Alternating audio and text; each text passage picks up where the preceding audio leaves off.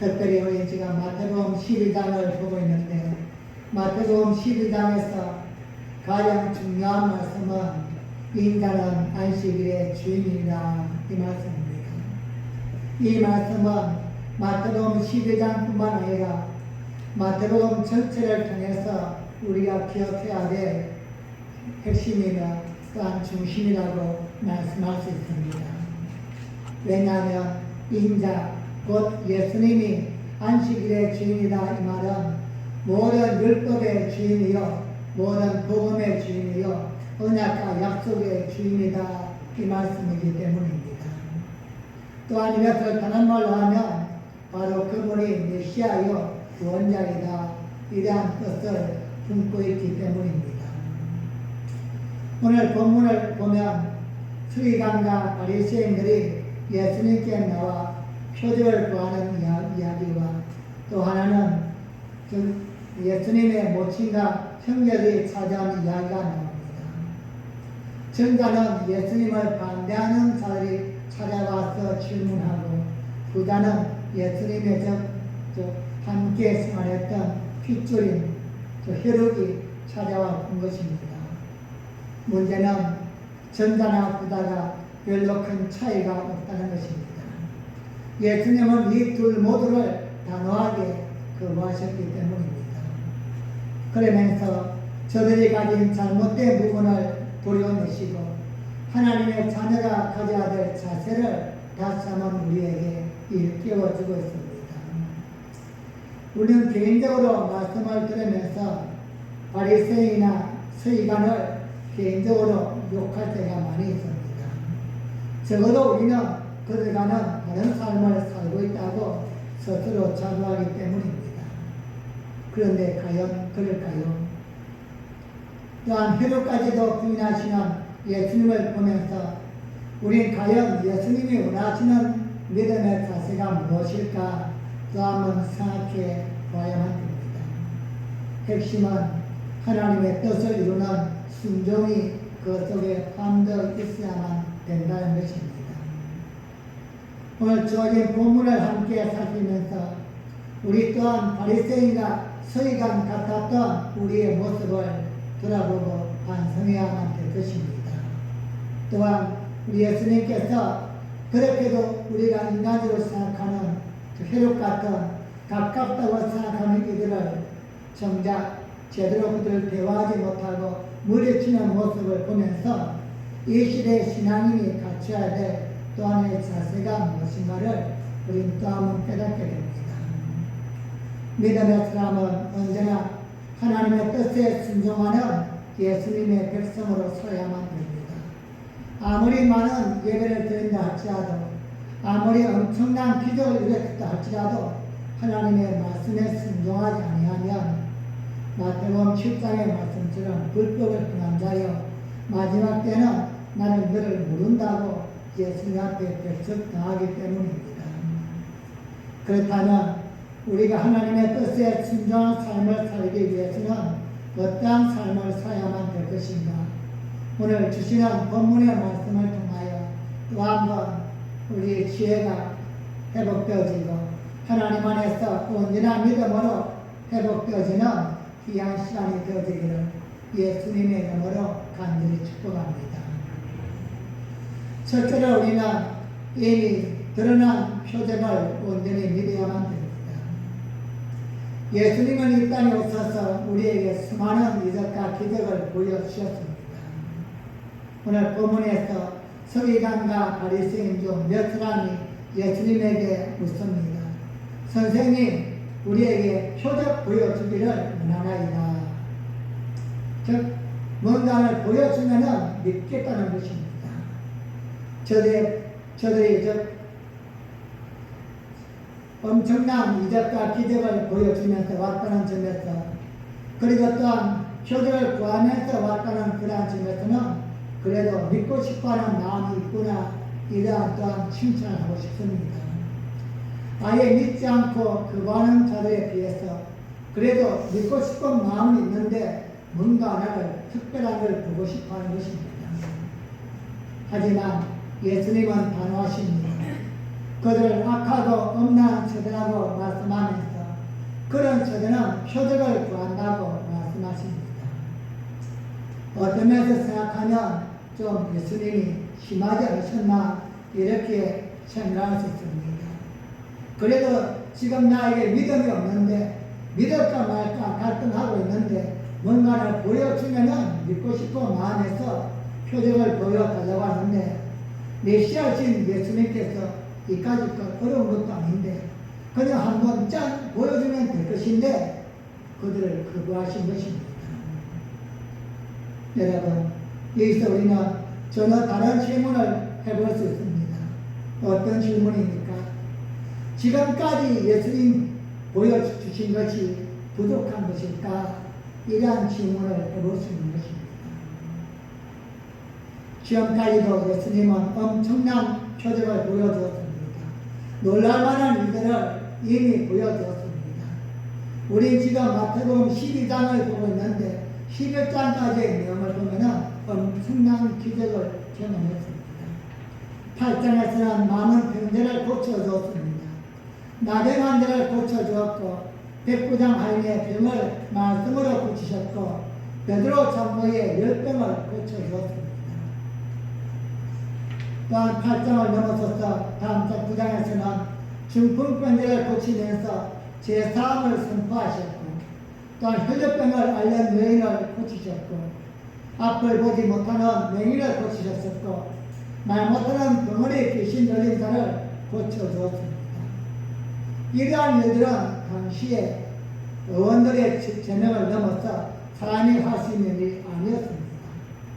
더군다나 병만 고치는 게 아니라 제사함을 함께 선포하는 일은 메시아가 아니면 할 수 없는 일입니다.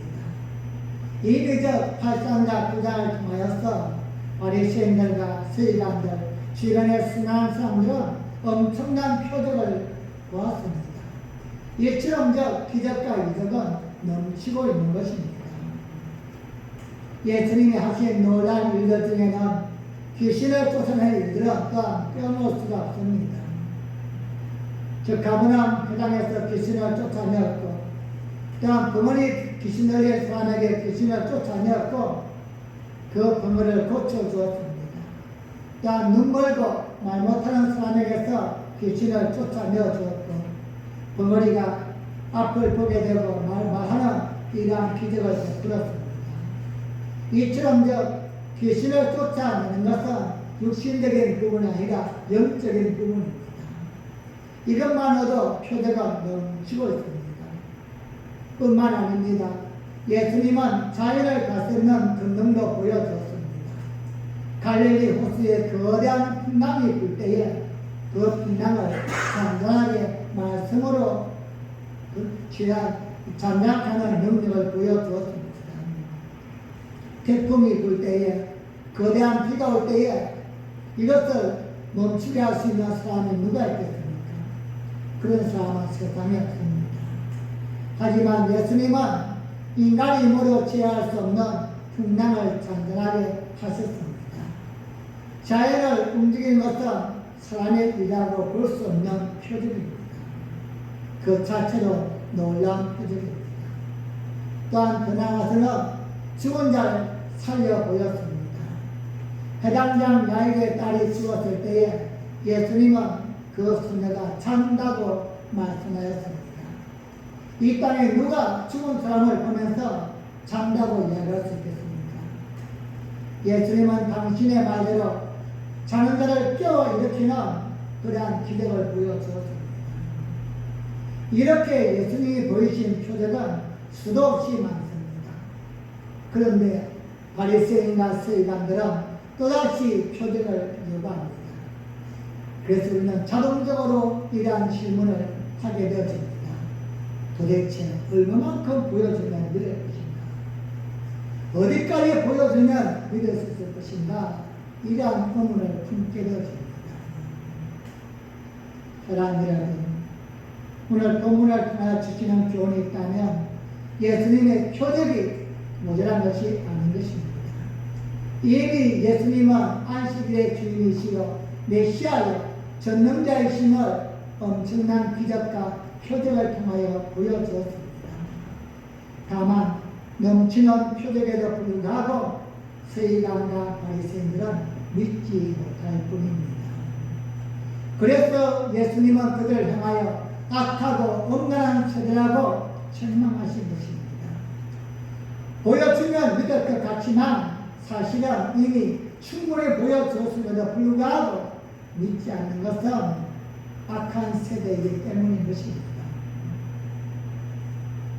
오늘 우리의 모습이 아닌가 또 한 번 자책해 봅니다. 그렇게도 성경을 통하여 우리에게 말씀하셨고 또 보여주었음에도 불구하고 우리 또한 어디까지 해줘야만이 하나님께 순종할 수 있을 것인가, 어느 정도까지 하나님이 기적을 보여줘야만이 하나님 앞에 헌신할 수 있을까. 우리 또한 이러한 시대가 아닌가. 예수님은 당신이 보여줄 표적은 요나의 표적밖에 없다고 말씀하십니다. 요나의 표적은 요나가 3일 동안 큰 물고기 뱃속에 있었던 것 같이 예수님도 밤낮 4일 동안 땅속에 있을 것을 말씀하시는 것입니다. 마태복음 12장 39절과 40절 말씀입니다. 함께 있습니다. 시작. 예수께서 대답하여 가라사대 악하고 음란한 세대가 표적을 구하나 요나의 표적밖에는 보일 표적이 없느니라.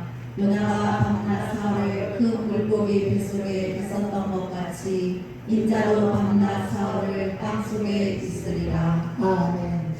예수님의 말씀의 뜻은 무엇입니까? 너희는 더 큰 표적, 더 큰 기적을 이야기하지만 내가 너에게 보여줄 것은 죽음과 부활밖에 없다는 것입니다. 십자가와 부활, 이것밖에는 너희가 믿어야 할 것이 없다는 것입니다.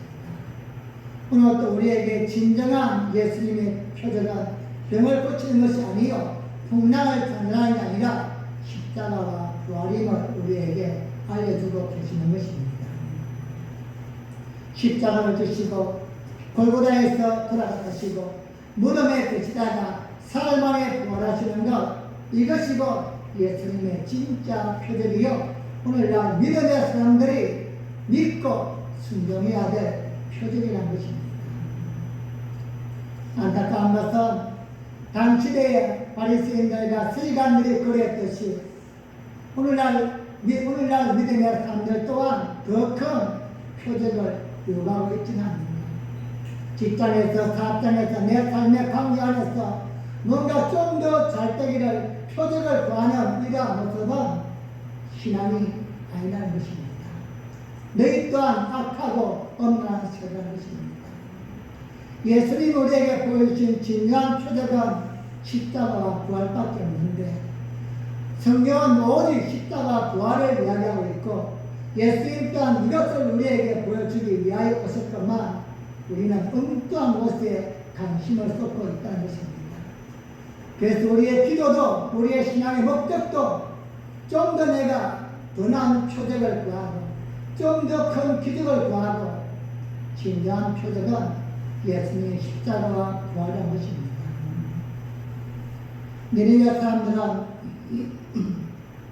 요나의 선포를 듣고 회개하였고 시바 왕은 솔로몬의 명성을 듣고 찾아와 하나님의 영광을 보면서 머리를 숙였던 것처럼 이들이 보이한 것은 믿음으로 받아듣는 것입니다.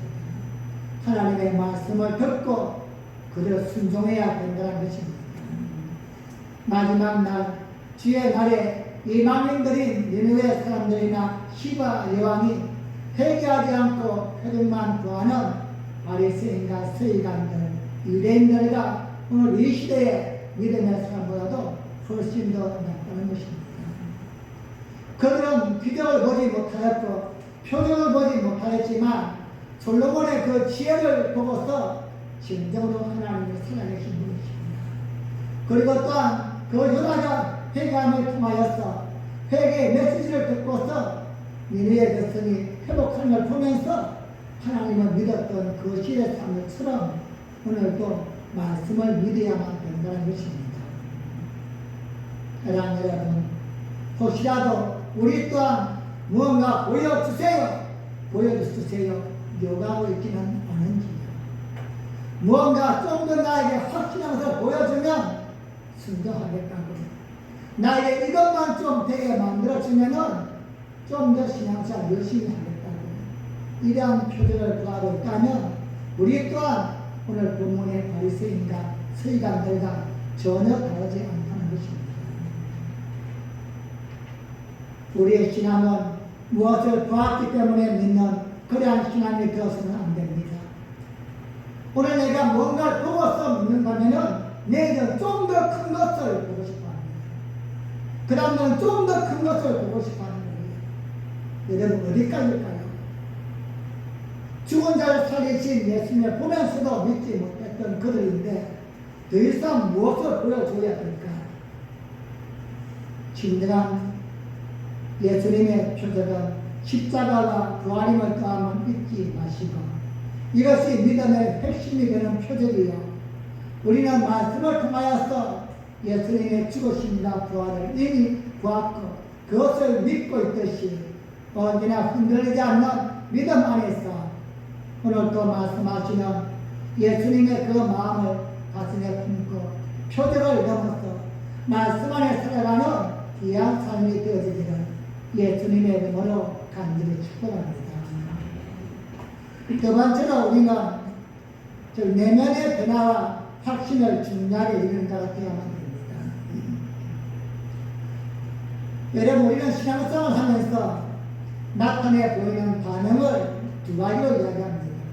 하나는 내적 변화입니다. 내 마음의 변화가 얼마나 일어났는가. 또 하나는 외적인 변화를 추구하는 사람이 있습니다. 내가 예수를 믿고 교회를 다닌 후에 얼마만큼 잘 되었는가 이걸로서 우리의 신앙을 판단하는 것입니다. 성경은 내적 변화를 추구하고 있습니다. 아무리 예수를 열심히 믿어도 환경은 전혀 바뀌지 않을 때가 있습니다. 어쩌면 더 힘들고 더 억울할 때가 수없이 많이 있다는 것입니다. 그렇게 믿음으로 살려고 몸부림치고 말씀에 순종함에도 불구하고 더더욱 삶의 풍기는 꼬이고 얽히고 먼지와 아픔이 일어날 때가 없지 않다는 것입니다. 그런데 대부분의 사람들은 특히 또 믿음의 사람들마저도 보이는 환경을 가지고 내 신앙을 측정하고 판단할 때가 수없이 많이 있는데 이건 너무나 잘못된 것입니다. 우리에게 신앙을 허락하신 예수님 하나님은 내적 변화가 아니라 내적인 은혜, 내적인 변화를 주시는 분이기 때문입니다. 즉 우리의 마음에 평안이 일어나고 마음의 기쁨과 은혜와 행복이 넘치는 것이지 삶이 바뀌는 게 전혀 아니라는 것입니다. 근데 이걸 모르기 때문에 신앙생활 몇 년 하다가 교회를 그냥 그만둬 버립니다. 너 교회 왜 안 나와? 내가 교회 나와도 되는 게 아무것도 없어. 뭔가 좀 잘 되어지기를 원하고 내 가족이나 내 삶이 형통을 원하는 이건 신앙이 아닙니다. 미신이에요, 미신. 진정한 신앙은 내면의 변화가 그리고 내면의 확신이 생겨나는 것 이것이 변화인 것입니다. 우리 예수님은 이것을 귀신의 이야기로서 표현하십니다. 어느 날 한 사람이 예수를 믿고 보니까는 더러운 귀신이 그 마음에서 나갔습니다.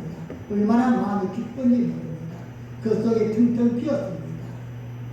그렇다면 문제는 그 순간 예수님을 모셔드리고 예수님과 함께 말씀 읽고 기도하며 생활해야만 되는데 마음이 그냥 텅 비었을 뿐이지 아무것도 없는 것입니다.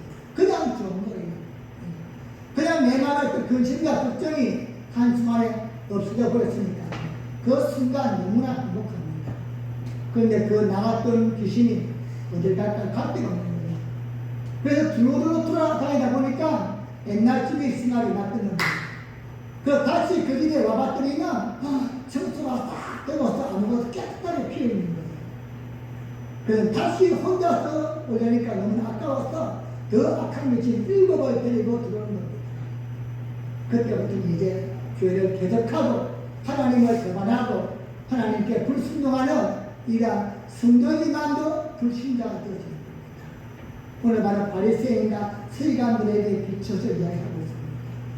이들은 예배를 얼마나 잘 드는지 몰라요.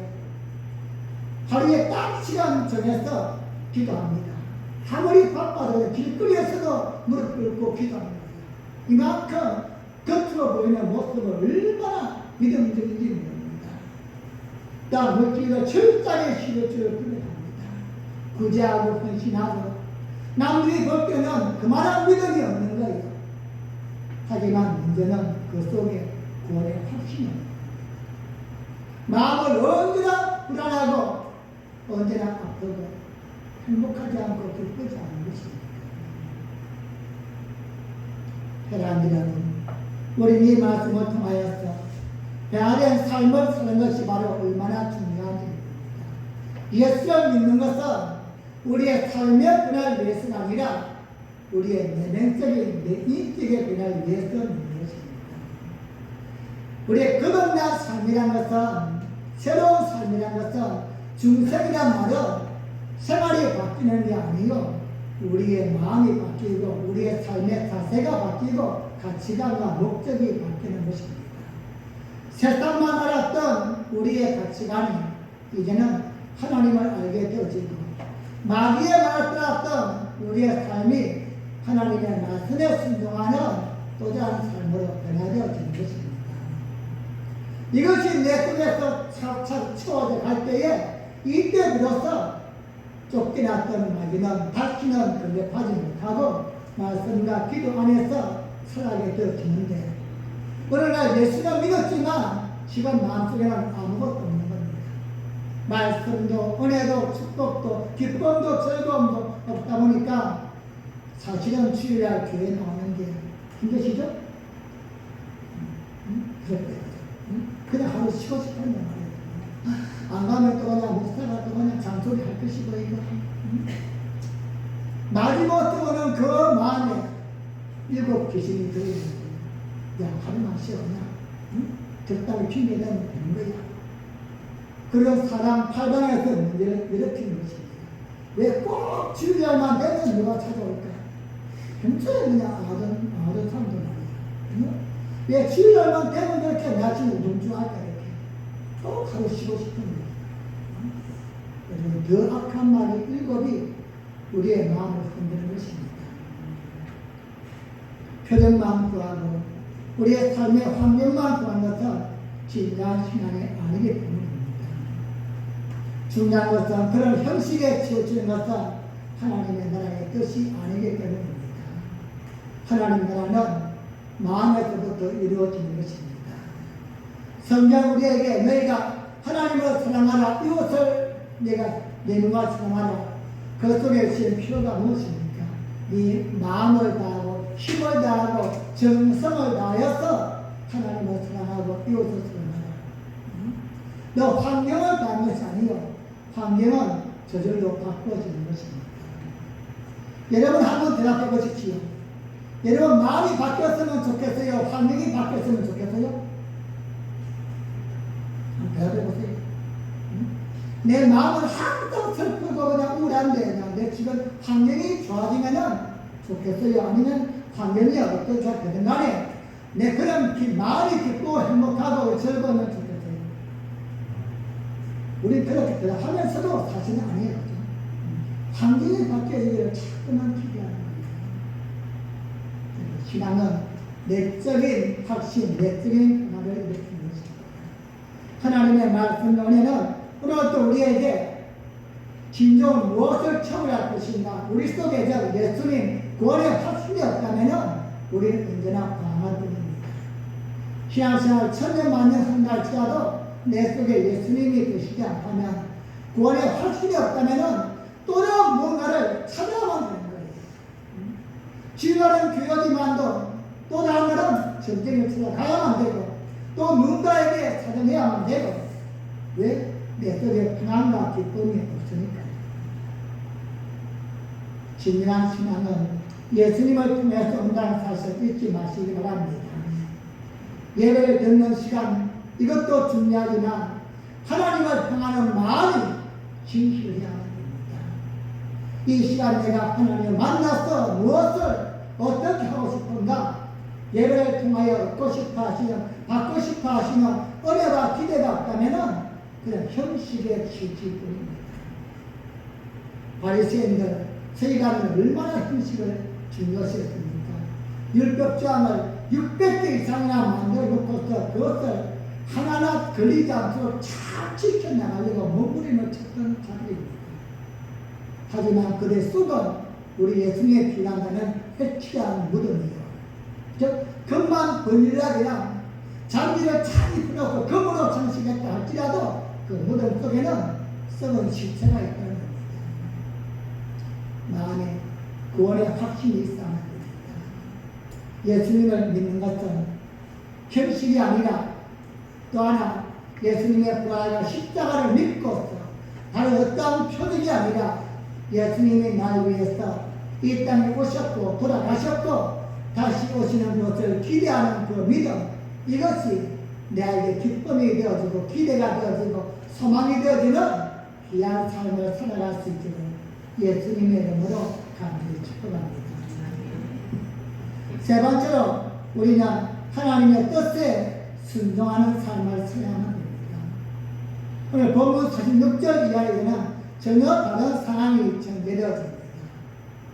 우리 예수님께서 많은 무리에게 말씀하실 때에 한 사람이 예수님께 와서는 예수님의 어머니와 동생들이 왔다고 전달했습니다. 즉 예수님의 모친과 동생들이 예수님에게 뭔가 말하기 위해서 밖에 서 있다는 겁니다. 그런데 예수님의 말씀이 놀랍습니다. 누가 내 모친이며 내 동생들이냐? 이 말씀은 분명히 지금 밖에서 기다리는 모친과 동생들을 부정하는 말입니다. 그들은 내 모친이 아니다, 내 동생이 아니다, 이런 뜻이 그들에게 담겨있지 않습니까?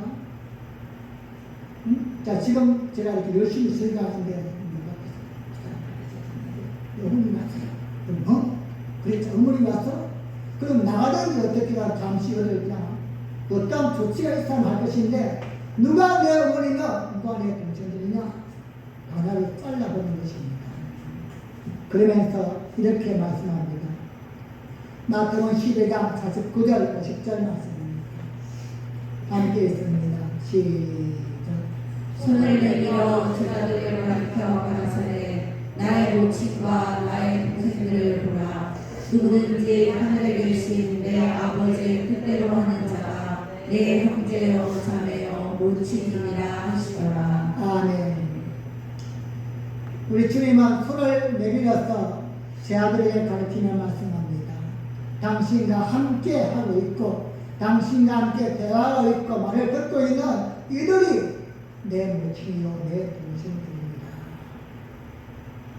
이 말씀이 오늘 본문의 핵심 주제라고 할 수 있습니다. 여러분, 예수님의 어머니와 동생들은 왜 밖에 서 있을까요? 왔으면 들어오면 될까요? 그렇죠? 어디 키를 쳐놓은 것도 아니고 문 열고 그냥 들어오면 될 것인데 왜 들어오지 않았을까요? 우린 여기서 의미를 발견해야만 됩니다. 그는 왜 안으로 들어가지 못하고 밖에 있을까? 여러분, 오늘 이 본문의 말씀은 아무리 가까운 핏줄이라고 할지라도 아무리 가까운 존재라 할지라도 다른 건 다 하지만 안 되는 게 딱 하나가 있다는 겁니다. 믿음이에요. 이것만큼은 안 됩니다. 이것 때문에 지금 이들이 밖에 있습니다. 지금은 아닌 것입니다. 훗날 시간이 흐른 후에 예수님의 어머니와 동생들은 그가 믿음의 사람이 되었습니다. 하지만 문 밖에 서 있는 지금은 만남이에요. 믿음 안에서는 아무것도 아닌 것입니다. 함께 집에 가면 밥 먹고 대하지만 믿음 안에서는 남남인 거예요. 하나님의 자녀와 저주의 자녀입니다. 그래서 우리는 이걸 확실하게 알아야만 됩니다. 그래서 우리는 어떤 순간에도 하나님의 시간은 절대 양보하면 안 되는 게 여기에 있는 겁니다. 그런데 왜 교회를 못 들어올까요? 왜 밖에 있을까요? 그는 하나님의 사람이 아니기 때문입니다. 그런데 우리가 거기에 끌려가면 안 되는 거예요. 내가 끌고 올 수 있다면 끌고 와야 하지만 끌려갈 수 있는 것은 우리의 믿음마저 포기해주는 것입니다. 비록 혈육이지만 바리새인이나 서기관과 다를 바가 없다는 것입니다. 아직 하나님의 뜻을 이해하지 못하였기 때문입니다. 지금 예수님이 하신 말씀은 아주 중요한 말씀입니다. 특별히 대한민국 사람은 얼마나 인정해야 약한지 모릅니다. 또한 혈육이 약하죠. 저도 안 그렇습니다. 하지만 언제 가장 기뻐야 합니까? 하나님 안에 함께 있을 때인 것입니다. 여러분, 우리 부모님들은 자녀를 위해서 많이 기도하시기 바랍니다. 살아생전에 같이 밥 먹고 같이 얼굴 보면 뭐 할까요? 죽어서 우리가 따로따로 만날 영원히 그렇게 간다는 말입니다. 가슴에 있다는 여러분, 내가 명절 안 봐도 좋으니까, 내가 다음날 내 생일날 안 와도 좋으니까 주일날 나와 함께 한 달에 한 번이라도 함께 가자. 하나님 안에 함께 있는 게 이게 진정한 내 엄마요, 내 형제요, 내 가족이라고 말씀하지 않습니까?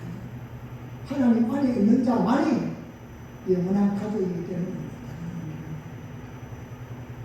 아무리 부모, 형제, 또한 핏들을 할지라도 아버지의 뜻대로 하지 않으면 믿음에 있었을만큼은 아니라는 것입니다.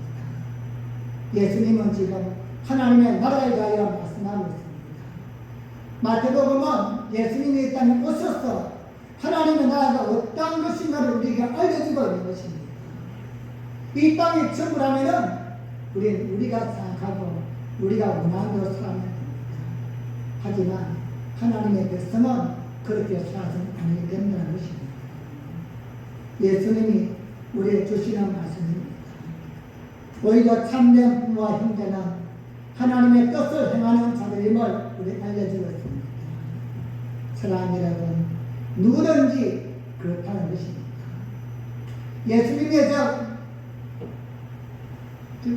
예수님의 모친과 형제만이 아니라 그 어떤 사람이든지 하나님의 뜻 속에 포함되지 않는다면 그가 바로 바리새인과 서기관과 같다는 것입니다.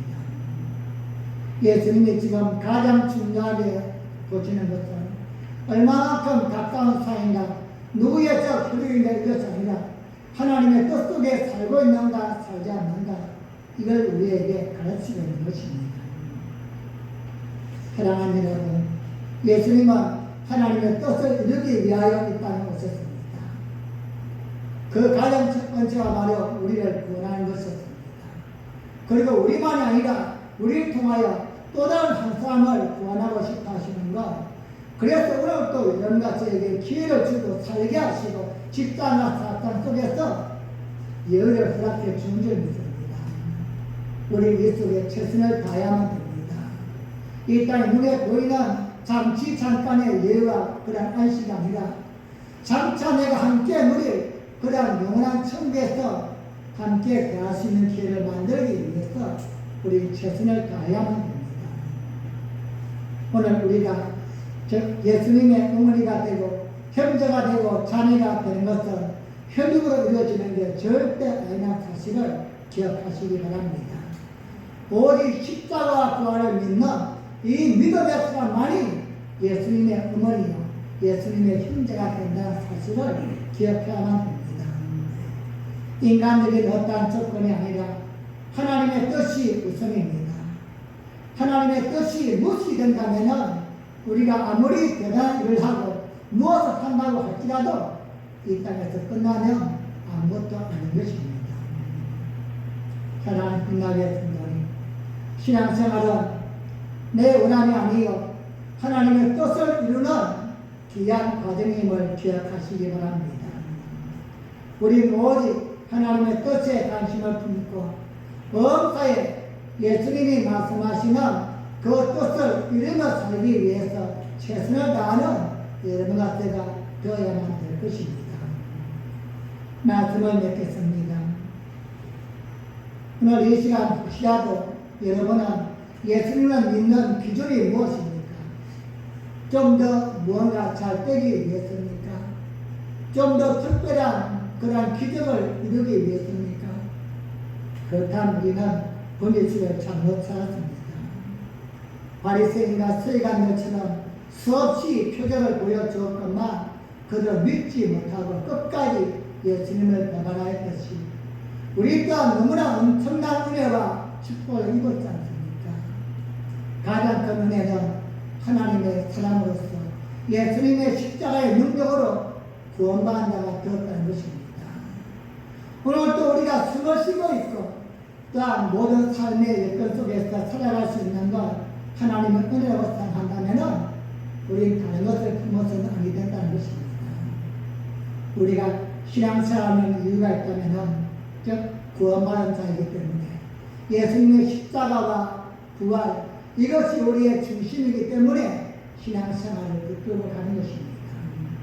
그리고 여러분 마음속에 구원의 확신이 넘쳐나기를 간절히 소원합니다. 때로는 의심과 유혹도 우리의 주변에 몰려오겠지만 그것을 넘어설 수 있는 것은 우리의 마음에 하나님의 말씀과 구원의 은혜가 넘칠 때에 이길 수 있고 승리할 수 있는 것입니다. 무엇보다도 하나님의 뜻을 이루는 일에 날마다 관심을 둘 수 있기를 바랍니다.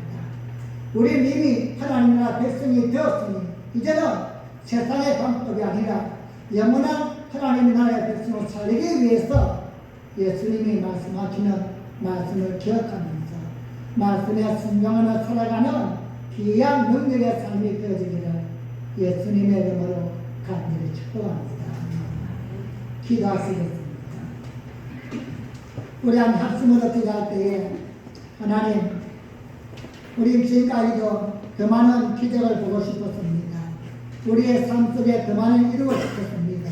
하지만 진정한 신앙은 예수님의 죽으심과 부활하심 그리고 다시 오심을 말씀으로 믿는 것입니다.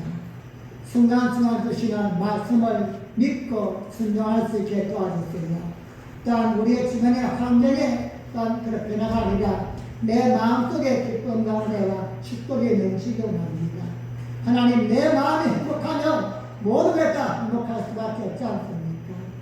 하나님 또한 우리 예수님이 보여주신 삶과 말씀을 믿고 주님 말씀에 순종하며 살아서 우리 또한 예수님의 형제 자매가 되어지고 우리 예수님 나라를 함께 수료할 수 있는 능력자가 되게 하여 주세요. 우리 함께 주여 감상하고